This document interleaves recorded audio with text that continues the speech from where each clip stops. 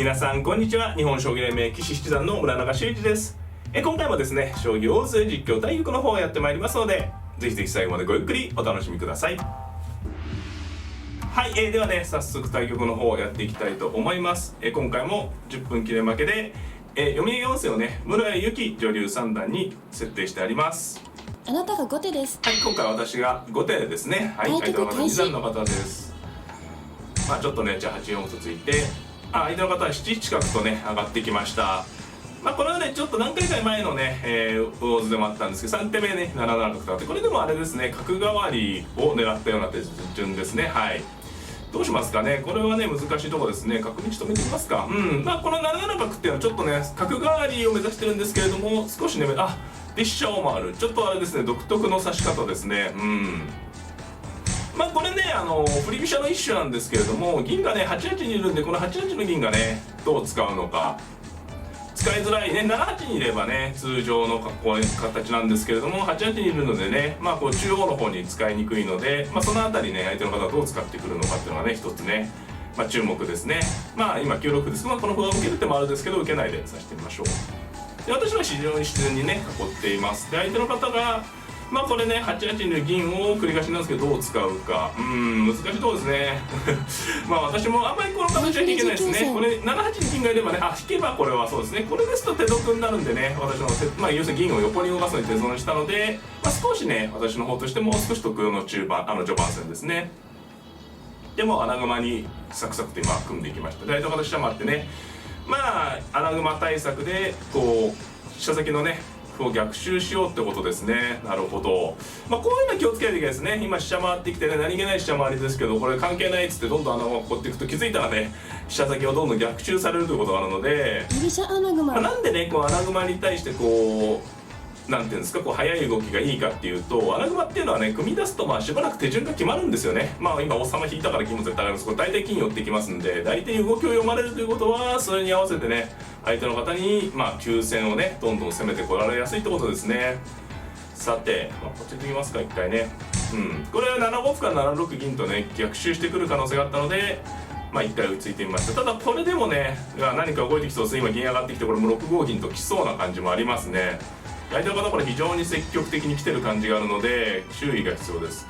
むしろ私の方からこっついちゃうって手もありますね。振られた喧嘩を買うではないですけれども銀上がって次この歩を狙ってきて、例えばですねこう次6五銀と出て7にね歩を取りたくないから7にしようというと8五歩と突くというような組み合わせですよね。一つ考えるのは桂馬飛べますから、一番これ穏やかです。桂馬飛べば金出られないし歩も突かれないしね。桂馬飛び一番自然な打ってです。この歩一回突いてね、ちょっとこの辺をケアしておいて、この9四歩は8五歩から9五角とね8に出てくる手があるので、それを防いだ手ですね。さてこれでねさすがにガチガチの松尾穴熊はね、松尾流穴熊難しそうなんで、ちょっとね、普通にこう組んでいきましょう。松尾流穴熊っていうのは4三金3二金で銀を3一にね引いてくれば松尾流穴熊なんですが、さすがにちょっと手数かかるんでね、この場合は本穴熊、普通の穴熊ですね。で今金を4二金って寄ったのは、なるべくこうね離れ駒をなくして、ここまで組めればね一応安心ですね。今8五歩とね作ってもあったんですが、これついていますかね。ここつきたくなりますね。もう硬くなったんでね。これ穴熊の面白いところで、なんていうんですかね、王様固まるまでは穏やかなんですけど、固まってからは表変するというかね、今まではゆっくりね我慢してたんですけども、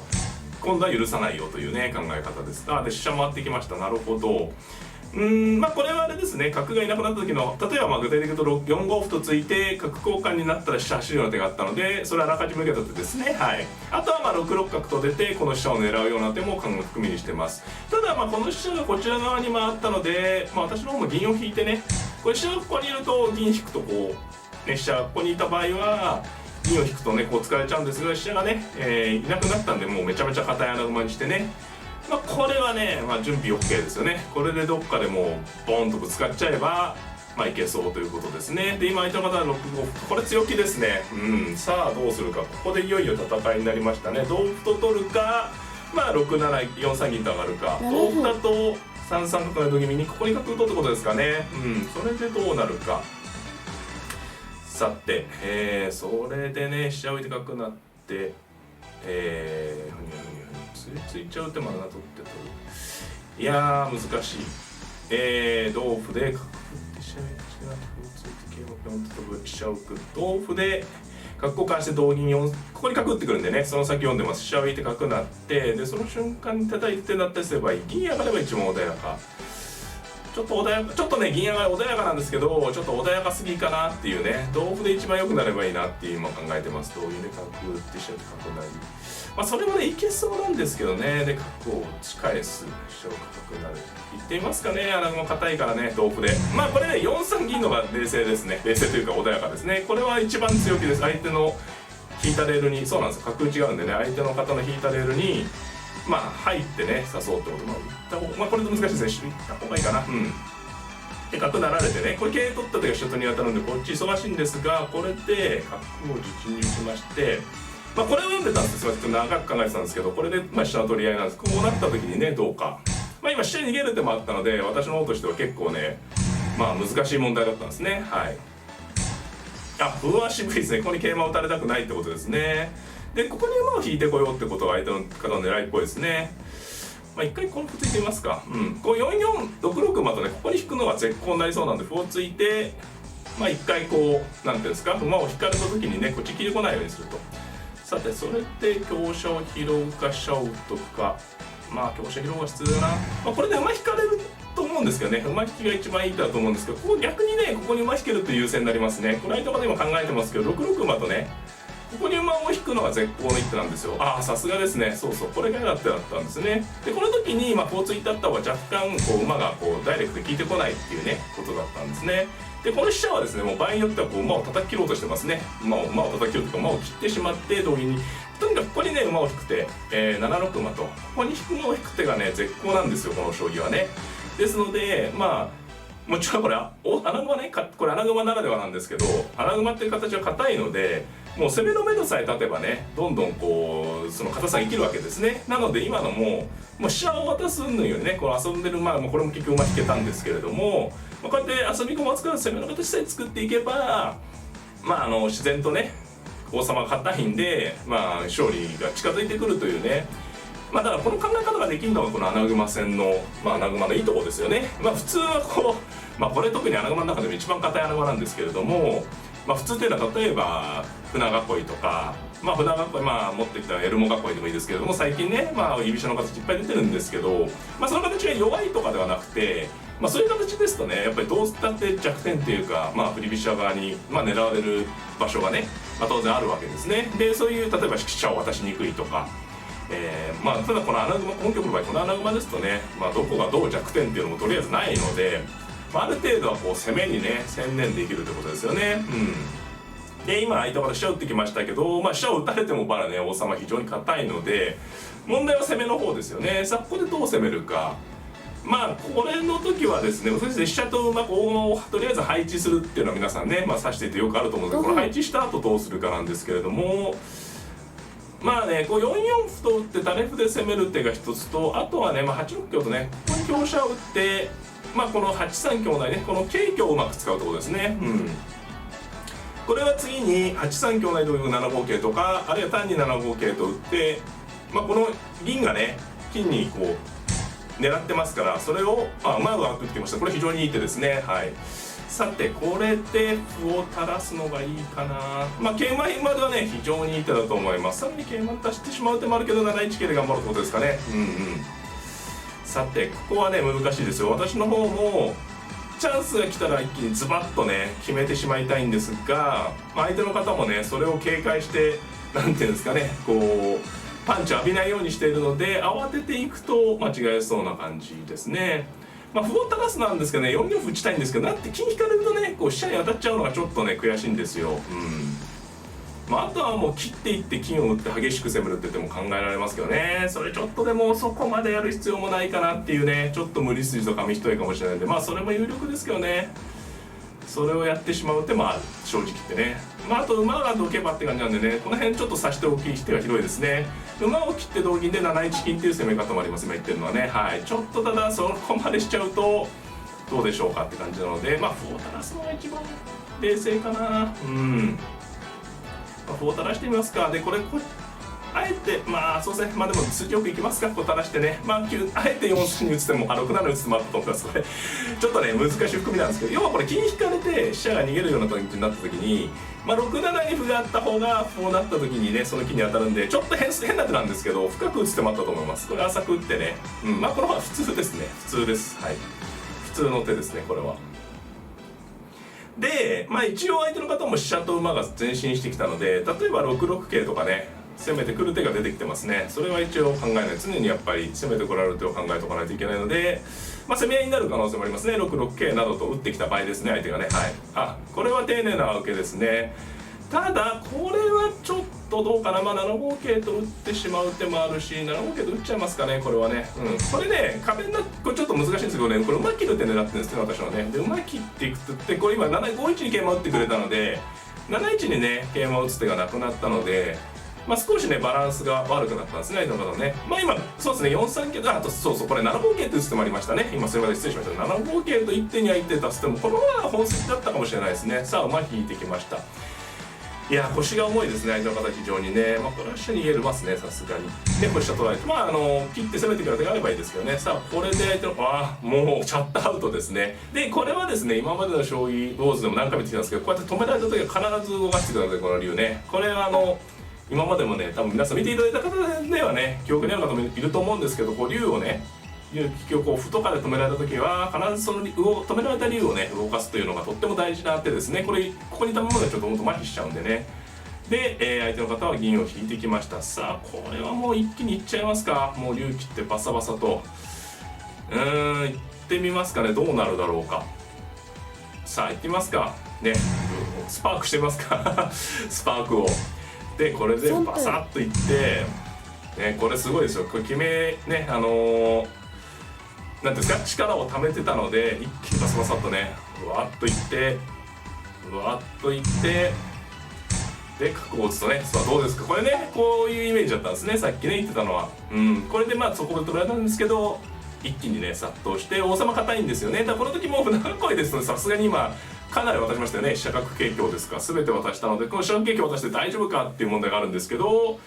まあ皆さんご覧ください。この穴熊はね硬いんでね、飛車角桂香渡しても何の問題もないと。さあこれはね金取っとく手もあるし、8四銀取っていく手もあるし迷いますね。まあ8四銀取って同玉で何角成でも決まりそうですし、まあでも金取っとこうが硬いかなまあこれ8四銀でも寄ってたと思います。はい、まあこう取ればねもう駒が切れることはないんで、より確実にね、まあ今ね、8四金と捨てて同玉に7二角成でもまあおそらく受けは難しかったと思うんですけど、これは一番辛い手ですね。まあ王様がもう例えば自分の王様にねピンチが迫ったりすればスピードが大事なんですけれども、この場合は、まあ、言うまでもなくね穴熊がもう鉄壁ですので、なんていうんですかね、まああんまりこう急ぐ必要がないんですね。急ぐよりも着実に、今はまあ桂馬取れてもあるところですね、そういう意味でね。今度は桂馬取りがねさすがにちょっとさすがにちょっとぬるすぎるかということで馬をねこっちに寄って、次7一金とかね、今8四香は上からの攻めに備えた非常にね腰の重い手なんですが、まあ馬を寄って次7一金とね打って、まあ下からじりじりと行こうってことです。それに2枚飛車なんですが、さて一番まあ金打ちでいいかな、着実にね。これでもう7二馬を狙って、で私もねこう2枚飛車の今日なんですけどね、いかんせんガチガチですからね。さらにこれね6九に歩が打てるんですね。これねなんかピンチが来れば、いや6九歩はもう鬼ですね、打ってしまったらまあこの場合はさすがにね打つ必要がなさそうなのできませんが、まあ、ピンチになれば6九歩と打ったらもうねきついですね。金銀持ってますから6八銀打ちとかね、まあ受けようと思えばいけないから向きは効きます。はい、ということでこれ角打ちは次に7八角成を狙ってますね。さてさあどうするのがいいかな。まあ歩を打つと辛い激辛ですね。馬寄って玉上がってこう上部脱出を狙ってるんでね、この辺にスルスルスルってくる詰みはないかな。詰みがあれば詰ましたいんですが、ちょっと詰みがないかな。そうですね、ちょっと詰みはなさそうですね。まあ迷ってこのルートが来るんでね上がってくると思うんですけど、でこの時にまあ入玉はされないですけどね。さあそれで、まあ、銀を打つと角取れますけどね、それはあれなので金を打つのが一番いいかな。まあ一応あれですよ、これ王手はね全くかかんないところなんで7八角で来た時に詰むようにすればいいと。金を打っといて7八角の時に詰めばいいね、そういうことですね。打つのがいいかな。さあこれでもう上部脱出を完全にシャットアウトですね。でももちろんこう角なられるとね、私の方の王様は受けなしになるんですが、その瞬間に詰ましてしまおうと。これではねちょっと角内で詰まるのはこんなに危険だと思われる方はなんか6九歩とか受けるとかね、6七歩とか打つとかすれば激辛な勝ち方ですけどね。これはこう金打てば一番、あるいはね8三銀と打って2七銀と打って4五玉に4四金から角を取ってもね、そういう指し方もありますけどね。ただそれあんまりちょっとねこう王様に寄っちゃうんでね、逃がさずにとどめとね、これが一番分かりやすい。詰みが読めればこの手が分かりやすいですね。はい。